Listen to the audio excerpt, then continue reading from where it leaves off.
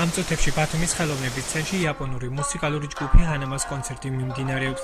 მუსიკალური ინსტრუმენტ ცუგარუზე ჰანამას წევრები მათი ქვეყნისთვის დამახასიათებელ რეპერტუარს ასრულებენ. როგორც ჯგუფის წევრები ამბობენ, ჰანამა ცდილობს გადმოსცეს თითოეული ინსტრუმენტისთვის დამახასიათებელი ჟღერადობა და ამავდროულად მოახდინოს მათი ჰარმონიზაცია. ჯგუფმა ბათუმში ჩამოსვლამდე კონცერტები თბილისსა და ქუთაისში გამართა. შეგახსენებთ, რომ კონცერტი ფესტივალ ბათუმური შემოდგომის პროგრამის ფარგლებში ტარდება და ორგანიზებას აჭარის განათლების, კულტურისა და სპორტის სამინისტრო უწევს.